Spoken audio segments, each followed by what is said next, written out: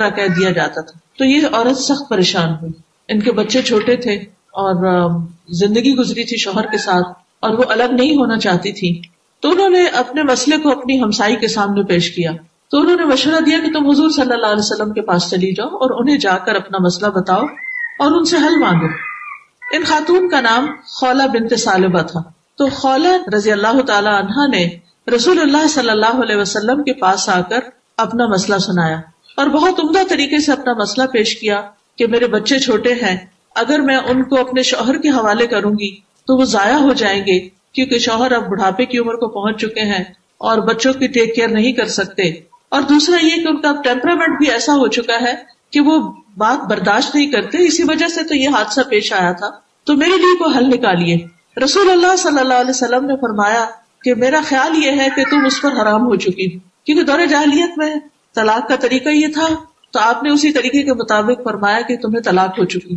وہ خاتون پھر سے اپنا شروع سے مسئلہ پیش کرنے لگتی ہیں اور بار بار یہ اس بات کا ذکر کرتی کہ کس طرح ان کے بچے چھوٹے ہیں اور ان کے شوہر کو بھی ان کی ضرورت ہے اور اس موقع پر وہ ان سے جدا نہیں ہو سکتی. اگر میں بچوں کو اپنے ساتھ رکھتی ہوں تو وہ بھوکے مر جائیں گے, کیونکہ میرے پاس آمدنی کا کوئی ذریعہ نہیں, میری کوئی ٹیک کیئر کرنے والا نہیں.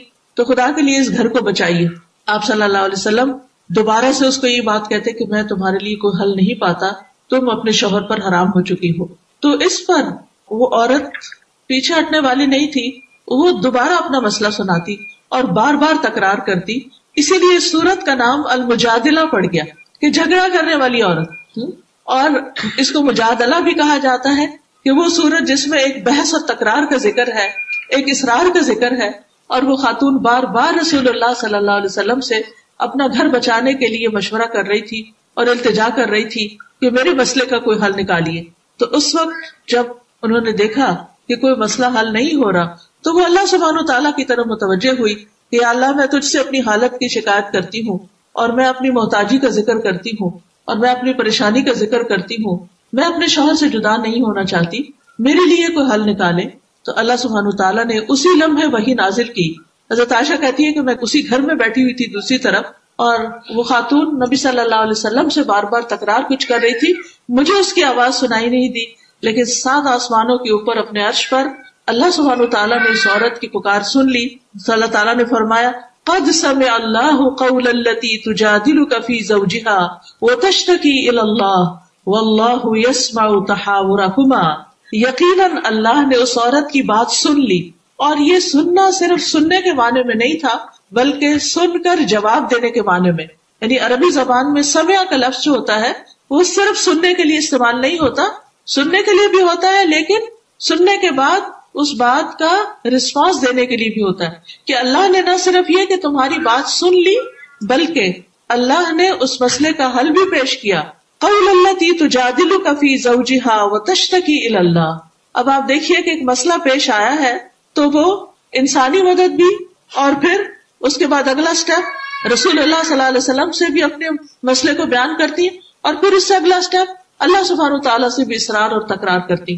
اس میں ہمارے لیے ایک بہت بڑی لرننگ, اور وہ لرننگ کیا ہے کہ جب کوئی مسئلہ پیش آئے تو ہمت ہار کے نہ بیٹھ جائیں. جب کوئی مسئلہ پیش آئے تو اس وقت کنسرن لوگوں سے, اپنے قریبی لوگوں سے, ایسے لوگوں سے مشورہ کریں کہ جو واقعی آپ کے معاملے کو سمجھتے ہوں, جو اگر خود مدد نہ بھی کر سکے تو وہ آپ کو اگلے سٹیپ کی رہنمائی دے دیں. اور اس وقت ہم دیکھتے ہیں کہ ان کی ہمسائی نے ان کو بہت اچھا مشورہ دیا کہ تم رسول اللہ صلی اللہ علیہ وسلم کے پاس چلی جاؤ. وہ رسول اللہ صلی اللہ علیہ وسلم تک پہنچتی ہیں اور رسول اللہ صلی اللہ علیہ وسلم کے پاس بھی اس مسئلے کا حل نہیں ہے. یعنی بعض اوقات ہم یہ کہتے ہیں کہ فلاں شخص بڑا اسکالر ہے, بہت علم والا ہے, بہت تجربے والا ہے, بہت ڈگری والا ہے, اس کی پریکٹس بہت چلتی ہے, وہ لوگوں کو بہت اچھی رہنمائی دیتا ہے. لیکن کچھ مسائل ایسے بھی ہوتے ہیں کہ جب آپ اس کے پاس جاتے ہیں تو اس کے پاس بھی حل نہیں ہوتا, اور وہ بھی آپ کی صحیح طور پر مدد نہیں کر سکتا. تو پھر بھی انسان کو ہمت ہار کے بیٹھ نہیں جانا چاہیے اور ادھر ادھر باتیں نہیں کرنی چاہیے. پھر اللہ کا در تو ہر وقت کھلا, دن کو بھی اور رات کو بھی, اور وہ سنتا ہے. لیکن اس کے لیے کیا ضروری ہوتا ہے کہ انسان مانگنا جانے, اللہ کے سامنے اپنی حالت کو پیش کرنا جانے. اور اس کے لیے آپ دیکھیں کہ ہم پیغمبروں کی زندگی میں ہمارے لیے بہت بڑا نمونہ ہے کہ کس طرح وہ دعائیں مانگتے ہیں.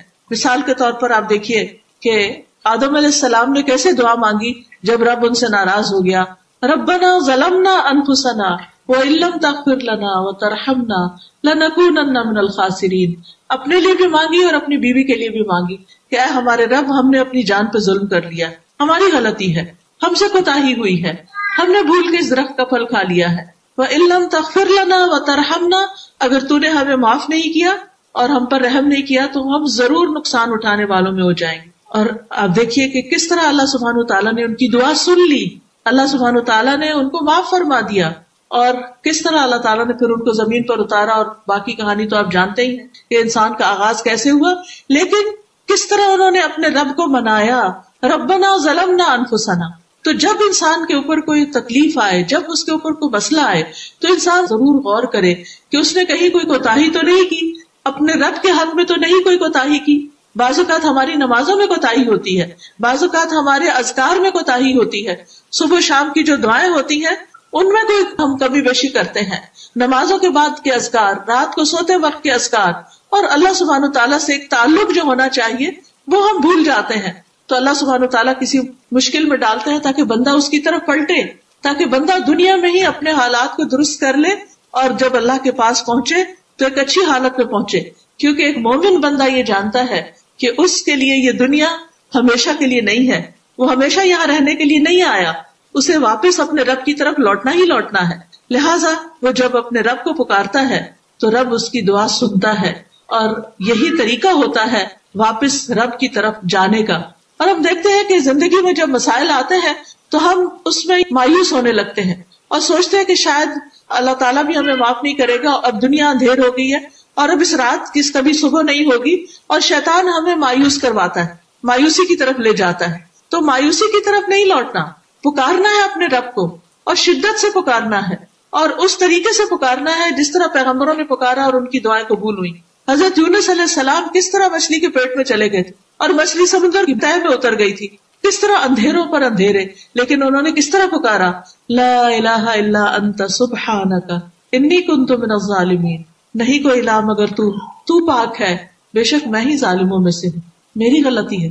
تو اللہ تعالیٰ فرماتے ہیں کہ اگر وہ یہ تسبیح نہ کرتا تو قیامت تک وہ مچھلی کے پیٹ میں رہتا، یعنی وہیں پر ہی رہتا، وہ اس سے باہر نہیں نکل سکتا تھا. یعنی مسائل آتے ہیں اور وہ مسائل آپ کا دامن پکڑ لیتے ہیں اور آپ کو چھوڑتے نہیں جب تک کہ آپ اللہ کی مدد سے ان کے اوپر قابو نہ پائیں. تو اس لیے بہت ضروری ہوتا ہے کہ ایسے موقع پر انسان اللہ سبحانہ تعالیٰ کی طرف لوٹے اور اس سے دعا کرے. ایوب علیہ السلام کو کس طرح مرض نے آ گھیرا، 18 سال تک وہ بیمار رہے لیکن وہ مایوس نہیں ہوئے. کس طرح اللہ سبحانہ تعالیٰ کو پکارتے ہیں، انی مسنی الضر وانت ارحم الراحمین، کہ مجھے تکلیف پہنچی ہے اور تو ارحم الراحمین ہے. براہ راست دعا بھی نہیں کی، صرف اپنی تکلیف اور اپنے غم کا ذکر کیا.